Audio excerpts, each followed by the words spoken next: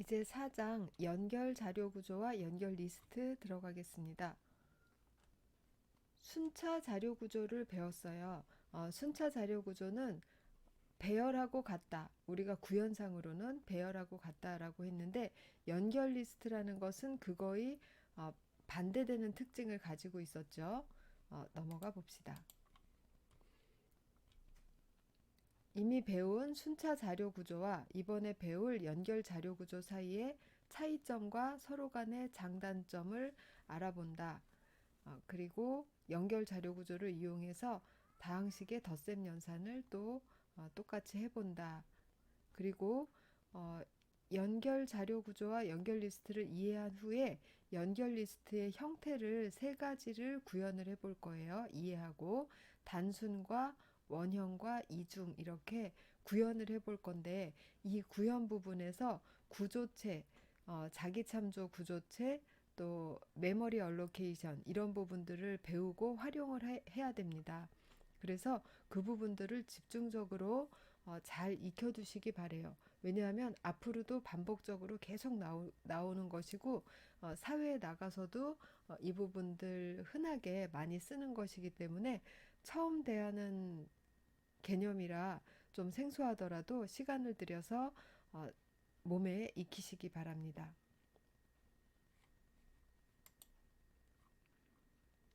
먼저 순차 자료 구조는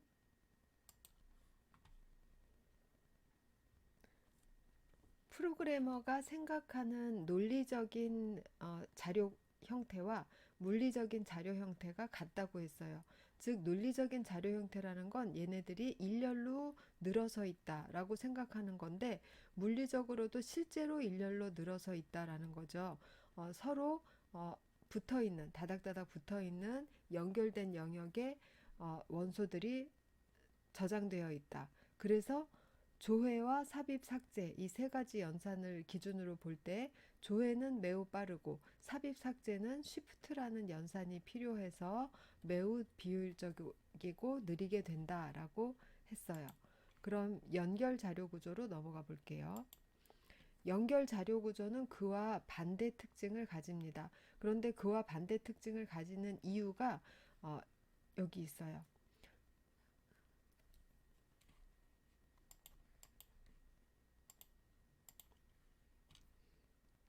논리적인 순서와 논리적인 순서는 그냥 일렬로 쭉 늘어서 있다라고 생각하는 건데 물리적으로는 그렇지 않다라는 거죠. 물리적으로는 그렇지 않다라는 건 원소하고 주소를 하나의 단위로 해서 특정 노드를 얘기를 하는데 이 노드라는 거는 구현상으로는 자기 참조 구조체라는 거를 사용해서 구조체는 알고 있잖아요. 스트럭트로 디파인하는 이거를 구조체라고 하죠. 그런데 구조체 중에 특별한 형태를 자기참조 구조체라고 하는데 이러한 자기참조 구조체 형태로 되어 있는 노드라는 걸 써요. 그래서 이 노드는 내가 저장하고자 하는 데이터가 있으면 그 데이터하고 주소, 다음 노드의 주소를 가지고 있는 이 포인터 값하고 이거를 하나의 스트럭처로 묶어서 이렇게 했을 때 이거의 이름이 자기참조 구조체가 됩니다. 하나로 묶어서 이거를 노드라고 부르고 자기참조 구조체로 표현해요. 그럼 이거는 여기에 이 포인터가 자기랑 똑같은 타입을 가리킬 수 있는 포인터이기 때문에 다른 어느 곳엔가 자기랑 똑같이 생긴 이런 것이 있으면 이거의 주소를 담고 있을 수가 있어요. 그럼 얘도 마찬가지예요. 그 다음에 메모리에 어디에 있던 상관없이 자기랑 똑같은 형태의 데이터를 품고 있고 거기에 포인터를 가지고 있는 이거를 다음 노드를 가리킬 수가 있어요. 그럼 프로그래머가 생각하는 논리적인 구조인 앞에 하나, 뒤에 하나 이렇게 있다라는 그 순서는 이걸로 표현이 되는 거예요. 1, 2, 3 이 순서를 어, 각 데이터들이 지키고 있다라고 프로그래머는 생각하고 하는 거죠. 하지만 메모리상에서는 서로 떨어져 있다. 그래서 나타나는 특징은 물리적인 순서대로 물리적으로 서로 연속된 영역에 붙어 있지 않기 때문에 물리적인 순서를 맞추기 위해서 삽입 삭제할 때 Shift라는 연산을 했었죠. 그런 오버헤드가 발생하지 않는다. 즉, 어, 삽입 삭제할 때 Shift가 필요 없어요. 그냥 링크만 수정하면 됩니다. 예를 들면 1하고 2, 요거를 중간에 들어갈 값이 있는 걸로 이렇게 3하고 5라고 바꿉시다. 그래서 여기에 2라는 걸 넣고 싶어요. 그러면 2를 표현하는 거를 마련을 해요. 똑같은 자기참조 구조체 노드를. 그런 다음에 뭘 바꾸면 되냐 하면 펜의 색깔을 바꿔서 오겠습니다. 기존의 것에서 뭘 바꾸면 되냐 하면 어, 얘를 얘를 3을 가리키게 하지 말고 자신의 다음 노드가 2니까 2를 가리키게 해요. 그럼 이거는 끊어지겠죠. 그리고 2는 3을 가리키게 합니다. 그러면 논리적인 구조가 어떻게 돼요? 1 보고 그 다음에 화살표 따라서 2 보고 화살표 따라서 3, 화살표 따라서 5 이렇게 됩니다. 그럼 이렇게 했을 때 기존 영역 중에서 이 2라는 것을 삽입하기 위해서 기존에 가지고 있던 것 중에 고쳐야 되는 건 이 링크 하나밖에 없어요. 이 링크만 수정을 하면 새로 붙은 노드가 여기 중간에 논리적으로 이렇게 딱 껴들게 되는 겁니다. 그러면 어, 순차 자료 구조에서 있었던 쉬프트라는 그러한 현상은 발생하지 않겠죠. 예, 그래서 이러한 식으로 구성하는 것이 어, 지금 연결한 이러한 형태를 단순 연결 리스트라고 합니다.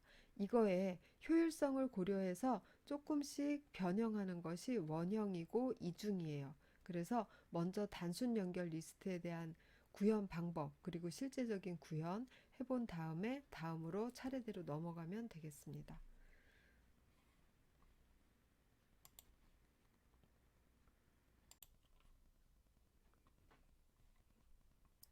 그럼 본격적으로 연결 리스트의 노드 구현 방법에 대해서 보도록 합시다. 연결 리스트의 노드는 순차 리스트에서는 배열의 원소에 해당되죠. 배열의 원소는 인테저 값 하나일 수도 있지만 대부분은 그렇지 않을 거다라고 했어요. 대부분 배열의 하나의 원소라 하면 인적 데이터다라고 하면 그 사람의 모든 정보, 학번에서부터 주소, 전화번호, 기타 등등 모든 정보가 하나의 구조체로 꾸며져 있고 그것이 배열의 원소가 될 수 있다라고 했어요. 그런 것처럼 노드 안에도 내가 저장하고 싶은 데이터가 있겠죠. 그것은 좀 전에 얘기한 대로 인테저 하나일 수도 있고 복잡한 인적 정보일 수도 있어요. 그럼 무엇이건 간에 내가 보관하고자 하는 그 대상되는 데이터, 그거를 저장하는 부분이 데이터부입니다. 그리고 이 데이터부 플러스 링크부를 같이 하나로 가지고 있는 것을 노드라고 해요. 연결 리스트의 노드예요. 그러면 요 노드는 이렇게 표현하는데 그럼 하나로 묶여 있잖아요. 예, 하나의 구조체 안에 데이터부와 링크부가 같이 들어있는 형태로 만듭니다. 그래서 그 구조체를 자기참조 구조체라고 해요. 자기참조 구조체라고 부르는 이유는 조금 뒤에 다시 나옵니다. 예, 여기 보면 지금 여기에 이렇게 이름을 적어서 조금 헷갈릴 수도 아니면 여러분들의 이해를 도와줄 수도 있는데 봅시다. 여기에 데이터는 지금 이 노드들의 데이터는 사람 이름인 거예요. 그래서 데이터로서 승희라는 사람 이름을 가지고 있습니다. 그리고 사람 이름 플러스 링크부에서는 다음 노드의 포인터를 가지고 있어요. 여기에 상원이라고 쓴 건 그냥 어, 설명이에요. 왜냐하면 다음 데이터가 상원이다라는 뜻으로 여기다 상원이라고 써준 것 뿐이고 실제로는 이거는 그냥 링크부로서 다음 노드에 대한 포인터 값만 가지고 있는 겁니다. 그리고 그 포인터를 따라가면 다음 노드도 똑같이 데이터부와 링크부를 가진 이전 노드랑 같은 형식의 내용만 다른 노드가 나타나요. 그럼 거기에는 또 거기 나름의 데이터부가 있고 또 링크부가 있습니다. 그래서 쭉 연결될 수 있게 되어 있고 다음 부분 봅시다. 예, 장단점은 다 설명을 했어요. 그러니까 넘어가도록 합시다. 요것은 배열을 이용, 요것은 연결 리스트는 포인터를 이용한다고만 새로 언급을 할게요. 다음 봅시다. 요것은 선형 리스트일 때, 즉 배열로 표현할 때 요일을 배열로 표현할 때 7개의 칸을 마련하고 0번부터 6번 인덱스 자리에다가 월화수목금토일 이렇게 넣으면 된다. 쉬운 얘기죠. 그런데 요것을 이제 다음으로 넘어가 봅시다. 연결 리스트 표현으로 하면 어떻게 되느냐? 도식적인 표현으로는 이렇게 표현된다라고 하고 이게 실제 메모리상에서는 이렇게 표현된다라고 설명하고 있어요. 어떤 의미인지 보도록 하겠습니다. 데이터부와 링크부가 붙어서 하나의 구조체를 이루고 있다고 했죠. 이 하나의 구조체 중에 첫 번째 구조체를 가리키는 포인터, 그러니까 이 구조체 타입에 대한 포인터 값이겠죠. 그걸로 헤더 주소, 여기에서의 헤더는 이름을 위크라고 지었는데 헤더 주소를 가지고 있으면 되고 이 헤더 주소가 첫 번째 노드의 번지수를 가지고 있어요. 그럼 요거를 쫓아가면 첫 번째 노드가 나타납니다. 거기에는 데이터도 있고 다음 노드의 주소도 있어요. 그럼 다음 노드의 주소를 따라가면 다음 노드의 값이 나옵니다. 그러면 여기에서 지금 메모리상에서 물리적인 구조로는 이게 이 순서대로 꼭 있어야 된다는 거 아니에요. 100번지다. 쫓아갔는데 이게 100번지가 아니라 더 멀리 있을 수도 있죠. 여기다. 그럼 여기 쫓아갔는데 여기 월 한 다음에 다시 100 이렇게 돼 있으면 다시 앞으로 와서 100번에 가봤더니 화하고 뭐 180, 그래서 다시 180에 가봤더니 수하고 120, 그럼 다시 120에 가봤더니 이런 식으로 할 수 있는 거예요. 이렇게 메모리상에서 점점 증가되는 번지수로 있을 필요는 없습니다. 이거는 그냥 이 주소를 따라서 점프해 보면 다음 노드가 나온다라는 표시일 뿐이에요. 어떻게 되는지 이해가 되실 겁니다. 그래서 요 다음 페이지까지 설명을 한번 보도록 하겠습니다. 다음 페이지 보면 좀 전에 얘기했듯이 이 번지수가 점점 증가되는 번지일 필요는 전혀 없다. 아무 번지수나 쓰여도 된다. 중요한 것은 얘네들 하나하나가 다 서로 떨어져 있는 영역에 있어도 하나의 연결된 데이터로 데이터를 표현할 수 있다라는 것이죠. 그래서 공백 연결 리스트를 표현할 때는 이 포인터 하나만 잡아놓고 이 포인터 값을 널이라고 해놓으면 널이라는 건 이 포인터 값에 0을 보관하고 있다는 거니까 어딜 따라갈지 모르죠. 그것은 바로 따라갈 곳이 없다. 즉 자기는 노드를 하나도 가지고 있지 않은 공백 연결 리스트다라는 표시로 널을 보관하면 되겠습니다. 그렇지 않고 이것이 주소값이어서 이렇게 따라갈 수 있다. 그러면 그것은 노드를 하나라도 가진다는 거겠죠. 그럼 이렇게 쭉 따라가다가 지금 같은 경우에는 일요일이고 언젠가는 마지막 노드가 나타날 거잖아요. 그러면 이 마지막 노드는 더 이상 다음 노드가 없다라는 표시로 이 링크 필드에다가 널을 저장해 둡니다. 그러면 처음에 헤더에서부터 쭉 링크 필드 따라서 가다가 마지막에 링크 필드가 널인 노드를 발견하면 그만 이 노드가 마지막 노드 이렇게 끝나는 것이 되겠습니다.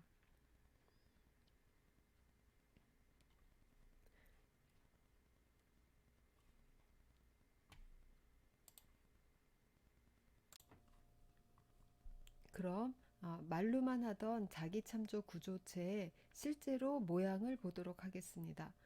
먼저 구조체를 선언한다. 그냥 보통의 구조체를 선언한다라고 생각하고 한번 이거를 봅시다.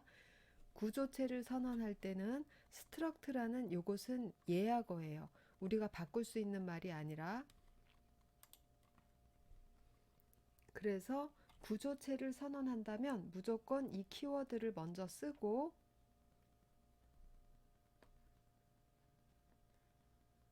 네, 이 키워드를 쓰고 네, 그 다음에 이 부분은 식별자에 해당되는 겁니다. 식별자는 프로그래머가 장명하는 부분이죠. 어, 변수 이름이나 함수 이름처럼 프로그래머가 장명하는 곳이에요. 여기는. 그리고 이렇게 중괄호 열고 모든 항목 다 나열했으면 중괄호 닫고 세미콜론 하는 것도 고정된 신텍스입니다. 그리고 이 안에는 선언문을 여러 개 넣는다라고 생각하고 쓰시면 돼요. 선언문 하나 할 때마다 세미콜론 하죠. 그래서 타입 네임, 타입 네임 하고 각각의 문장은 세미콜론으로 끝나서 마치 선언을 하듯이 이렇게 해주면 됩니다. 그렇지만 다른 점 하나는 보통의 우리가 선언문이라고 하면 이렇게 한 다음에 초기화를 할 수 있었죠. 그런데 이런 초기화 부분은 허용하지 않아요. 그냥 선언만 할 수 있습니다. 그래서 롱 타입의 ID, 캐릭터 타입의 그레이드, 인테저 타입의 스코어 이런 것들을 쭉 나열합니다. 그러면 이 위에 있는 이 부분의 이 데이터부라고 써 있는데 이 부분이 바로 이 노드에서 보관하고 싶은 내용이에요. 보관하고 싶은 내용들을 쭉 늘어놨습니다. 그런 다음에 이 부분은 뭐냐 하면 다음 노드와의 연결을 위한 부분이어서 이름을 링크부라고 불러요. 그럼 링크부는 타입이 무엇이냐? 이거를 유의해서 잘 보시기 바랍니다. 타입이 struct self ex 포인터 타입이에요. struct self ex는 뭐예요? 지금 내가 define 하고 있는 바로 그 구조체의 이름이죠. 그렇죠? 요거하고 요거하고 이름이 같아요. 그래서 얘의 이름이 자기참조 구조체입니다. 자기참조라는 것은 자신과 바로 이 노드 하나로 봤을 때 여기에 넥스트라는 항목이 있는 것이죠. 이 앞에 뭐 아이디도 있고 그레이드도 있고 스코어도 있고 마지막에 넥스트라는 항목이 있는데 이것이 노드 하나 개별 노드로 봤을 때 자신의 주소를 가리킨다. 이래서 자기참조가 아니라 나랑 똑같은 모양의 노드가 있는데 나랑 똑같은 모양의 노드를 가리킨다 라고 해서 자기참조인 거예요. 자기참조의 의미는 정확하게 아셨을 것 같습니다. 그래서 이러한 형태의 자기참조 구조체를 사용하면 이런 내가 보관하고 싶은 데이터부를 여러 개 이렇게 엮듯이 줄줄이 메모리상에다가 올려놓을 수가 있어요. 그럼 이 형태 정확하게 잘 기억하시고 내가 지금 디파인하고 있는 구조체 자체를 선언하면 안 돼요. 그 구조체의 포인터 타입만 선언할 수 있습니다. 그냥 구조체를 여기다 struct self ex 타입의 next 이거는 신텍스 오류가 납니다. 왜냐하면 아직 struct self ex의 디파인이 끝나지 않았어요. 끝나려면 여기까지 와야 돼요. 끝나지 않았는데 그 타입의 변수를 선언하는 거는 하지 못하는 거예요. 그런데 그 타입의 포인터 타입은 여기서도 선언할 수 있거든요. 그래서 내가 지금 디파인하고 있는 이 구조체의 포인터 타입 이름은 항목 이름은 next 이렇게 지정합니다. 이렇게 하는데 그럼 이렇게 구조체를 선언했어요. 그러면 이 구조체 타입의 변수를 선언한다고 생각해 봅시다. 그럼 그 변수는 어떻게 선언되겠어요? struct 띄고 self 언더바 ex 타입의 뭐 데이터 1 세미콜론 이렇게 선언이 될 겁니다. 그럼 여기 struct라는 키워드 쓰고 이렇게 또 struct 이름 쓰고 이러면 이 부분이 너무 길고 거추장스럽죠. 그래서 이 부분을 합해서 하나의 타입으로 만들어주는 키워드가 타입 def라는 키워드가 있어요. 그럼 다음 장으로 가서 그 부분을 보겠습니다. 이렇게 사용하는 방법이 일반적이에요. 이거 한번 볼게요. 저 위에서 보면 타입 def라는 문장의 구성을 한번 먼저 보도록 하겠습니다. 첫 번째 맨 왼편에는 1번으로 타입 def라는 예약어가 와야 돼요. 네 부분으로 나뉘어져요. 두 번째는 맨 뒤에 세미콜론이 옵니다. 이것도 고정이에요. 두 번째.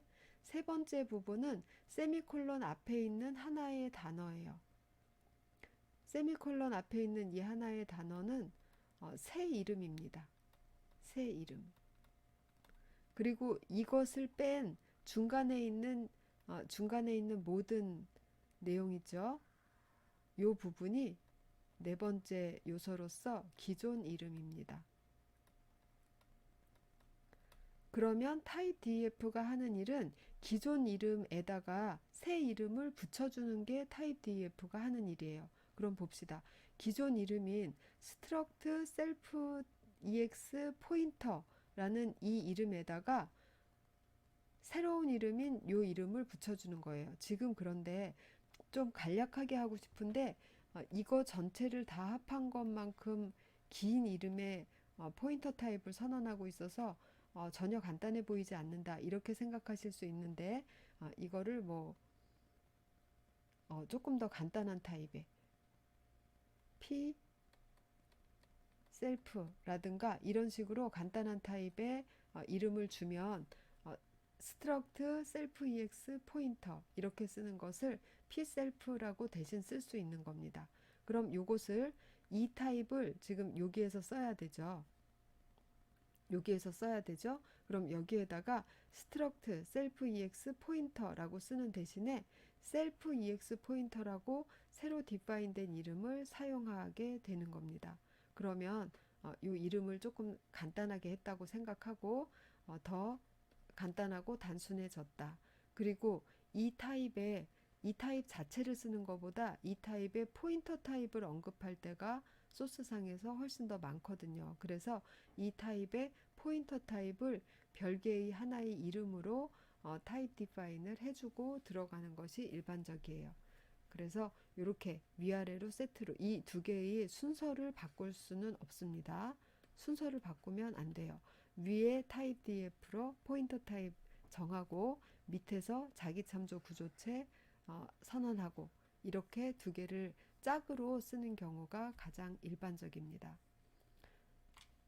여기까지 자기 참조 구조체 선언에 대해서 했고요. 이제 연이어서 이 자기 참조 구조체를 어떻게 메모리상에다 늘어놓는지 메모리 얼로케이션 받는 부분을 보도록 하겠습니다. 자, 자기 참조 구조체라는 걸 만들었으니까 그걸 이용해서 메모리 위에다가 노드들을 서로 연속되지 않은 영역에 쭉 늘어놓고 링크 필드를 이용해서 연결을 하고 이런 것들을 할 수 있는데 어떻게 해서 쭉 늘어놓는지 그 부분을 설명을 아직 안 했어요. 지금 할 겁니다. 지금 여기서 보면 emalog이라는 이 함수가 우리가 원하는 걸 해줘요. 뒤에 있는 이 사이즈는 바이트 수입니다. 내가 원하는 바이트 수를 주면 내가 100바이트를 원했다. 그러면은 emalog 가로 열고 100 이렇게 요구를 하면 힙 영역에서 100바이트를 할당받아서 저한테 그 100바이트 중에서 첫 번째 위치에 번지수를 되돌려 줍니다. 그러면 저는 그 번지수를 받아놓고 그 번지수에서부터 시작하는 100바이트를 내 맘대로 쓰면 돼요. 변수 선언했을 때랑 똑같이 사용하면 됩니다. 먼저 힙 영역에 대해서 말씀드릴게요. 프로세스가 하나 구동이 되면 네 가지 형태의 메모리를 쓸 수 있다고 말씀드렸어요. 어떤 형태죠? 데이터부가 있고 코드부가 있고 스택이 있고 나머지가 힙 영역이라는 게 있습니다.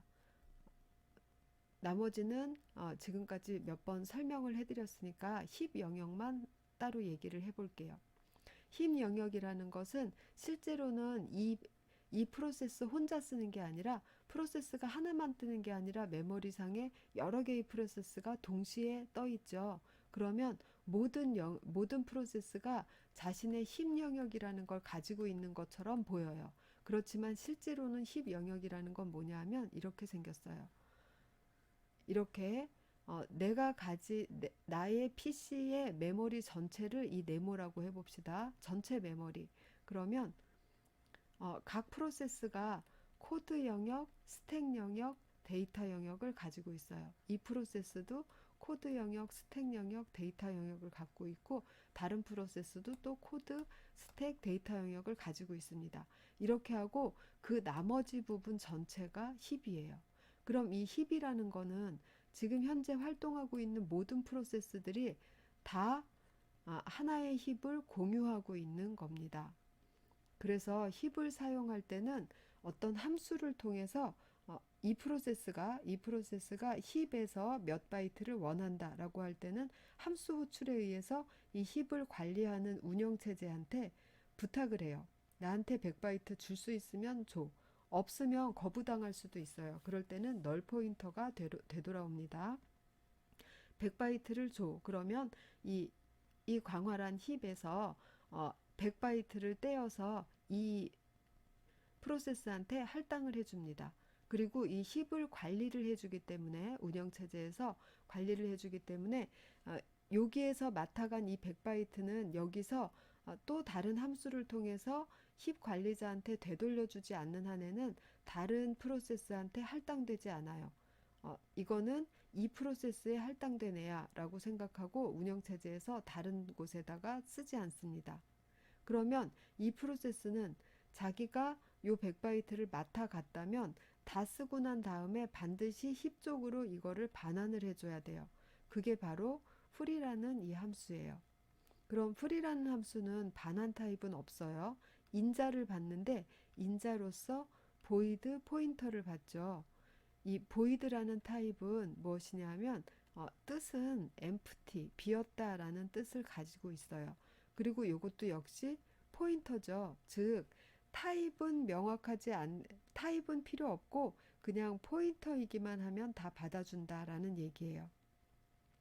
그래서 풀이라는 것에는 어떤 형태의 포인터든지 줄 수 있어요. 그래서 그 포인터를 주면 이 힙을 관리하는 관리자가 이게 나한테 되돌아왔구나라고 생각해서 그거를 받아 챙겨서 다시 자신의 매니지하는 영역에 어, 포함을 시켜줍니다. 그러면 다음에 이 프로세스건 다른 프로세스건 간에 힙 영역에서 몇 바이트를 원할 때 이 영역도 포함해서 할당을 해줘요. 그럼 여기에서 주는 이 포인터 값은 뭘 줘야 되냐면 반드시 에멀록에서 받았던 그 주소 값을 여기다가 줘야 됩니다. 정확하게 그 주소 값을. 거기서 한 바이트라도 삐뚤어지면 힙에서 알아채지 못해요. 에멀록에서 받은 바로 그 주소 값을 쭉 사용한 다음에 프로그램 마치기 전에 프리를 해줘야 됩니다.